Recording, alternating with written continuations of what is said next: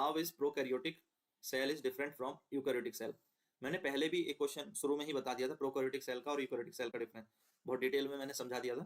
ठीक है, अब यहाँ पर ये क्वेश्चन आ गया है कि प्रोकैरियोटिक सेल और यूकैरियोटिक सेल में क्या डिफरेंस है, तो मैं एक बार फिर से जो है आपको बता देता हूँ। तो देखो इस इमेज को ध्यान से देखो। ठीक है, अब इस इमेज को आप ध्यान से देखोगे तो प्रोकैरियोटिक और यूकैरियोटिक दोनों जो है उनके न्यूक्लियस का यहाँ पर दिखाया गया है। ठीक है, सेल को दिखाया गया है। तो पहले यू का मतलब होता है ट्रू, यू का मतलब होता है ट्रू, यू ये लैटिन वर्ड से बना है जिसमें दो वर्ड है यू और कैरियोटिक, और कैरियोटिक का मतलब होता है न्यूक्लियस, कैरियोटिक का मतलब होता है न्यूक्लियस।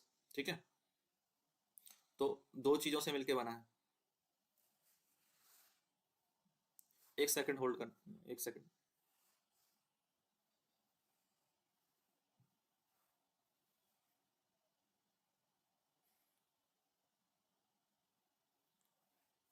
देखें, हाँ तो ट्रू और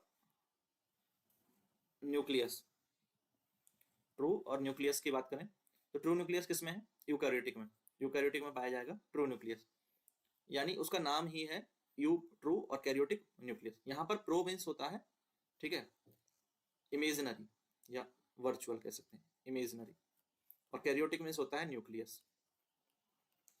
ठीक है, तो यूकैरियोटिक और प्रोकैरियोटिक दो चीजें। सबसे पहले इसके सेल को देखो, यहां पर ये न्यूक्लियस है, ये न्यूक्लियस है। ठीक है, रेड बड़ा वाला पार्ट। अब इस न्यूक्लियस के बाहर एक कवर है, ये येलो में जो दिख रहा है येलो पार्ट, ये कवर है। ठीक है, ये इसका कवर है। फिर ये इसका सेंटर पार्ट है। तो न्यूक्लियस का एक कवर अगर होता है जिसे हम कहते हैं न्यूक्लियर एनवलप, क्या कहते हैं, न्यूक्लियर एनवलप। ठीक है,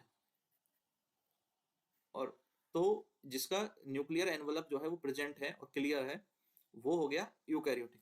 अब यहां देखो, ये न्यूक्लियस है, ये न्यूक्लियस है, और इसका कोई भी जो है कवर नहीं है, इसका कवर नहीं है, तो इसको हम न्यूक्लियस ना कह के पहली बात तो इसको कहते हैं न्यूक्लियोइड। ऐसा न्यूक्लियस जिसका न्यूक्लियर एनवलप प्रेजेंट नहीं है तो उसको न्यूक्लियोइड कहते हैं।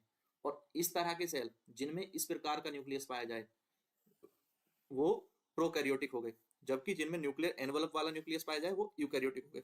अब ये चीज क्लियर हो जानी चाहिए।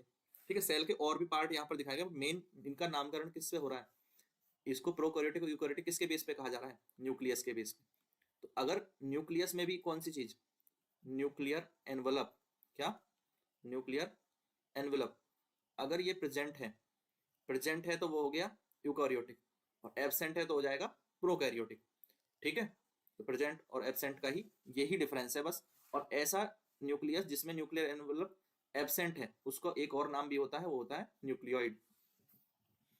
तो यही डिफरेंस आपको जो है बताना था, प्रोकैरियोटिक और यूकैरियोटिक के डिफरेंस टेबल ये अब इस इजीली आप इसको बता पाएंगे क्या क्या इनमें डिफरेंस है। ज्यादातर जो प्रोकैरियोटिक सेल होते हैं वो यूनिसेलुलर होते हैं, यानी एक सेल वाले होते हैं। प्रोकैरियोटिक सेल कैसे होते हैं, एक सेल वाले। तो एग्जांपल क्या हो जाएगा, अमीबा हो जाएगा। ठीक है, इसका एग्जांपल हो जाएगा अमीबा। ठीक है, और जो यूकैरियोटिक सेल होते हैं वो मोस्टली कैसे होते हैं, मल्टी सेलुलर होते हैं, उनमें एक से अधिक सेल होते हैं। तो यूकैरियोटिक मोस्टली मल्टी सेलुलर होते हैं। साइज, अब क्योंकि न्यूक्लियस ही छोटा है तो साइज भी क्या होगा, छोटा होगा। तो इनका जो है 0.5 से लेकर के 5, ठीक है, माइक्रोमीटर तक का साइज होता है। इनका 50 से 100 माइक्रोमीटर तक का साइज होता है, ये बड़े साइज के होते हैं। प्रोकैरियोटिक यूकैरियोटिक में एक डिफरेंस ये हो गया।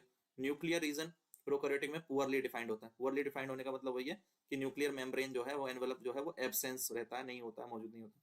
यहाँ पर न्यूक्लियर रीजन वेल डिफाइंड होता है, उसके चारों ओर न्यूक्लियर मेम्ब्रेन होती है। ये सब चीजें मैंने डिटेल में अच्छे से समझा दी हैं। ठीक है, तो यही मेन डिफरेंस है। ठीक है, इसी तरह से वही न्यूक्लियस एब्सेंट है, यहाँ पर न्यूक्लियस प्रेजेंट है।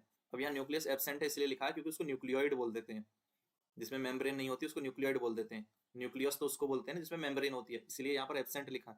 ठीक है, कंफ्यूजन नहीं होना। मेम्ब्रेन बाउंड सेल ऑर्गेनला जैसे कि प्लास्टिड, ठीक है, mitochondria, endoplasmic reticulums, Golgi apparatus वगैरह, ये सब उसमें नहीं होते हैं। ठीक है, किसमें नहीं होते हैं, प्रोकैरियोटिक में नहीं होते हैं।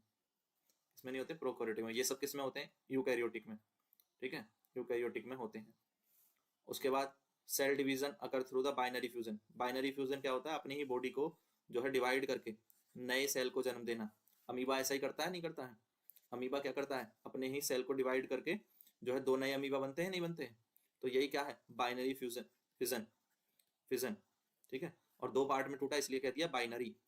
ठीक है। तो बाइनरी फिजन अमीबा करता है, यानी अमीबा क्या हो गया, प्रोकैरियोटिक हो गया। देखो यहाँ से भी ये बात आपको फिर से समझ लेनी चाहिए, प्रोकैरियोटिक है अमीबा।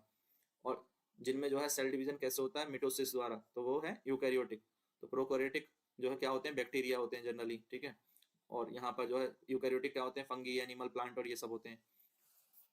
क्लियर। अमीबा भी एग्जांपल हो जाएगा, प्रोकैरियोटिक सेल का एग्जांपल अमीबा भी लिख सकते हो। यहाँ तक सब क्लियर। नेक्स्ट देखें।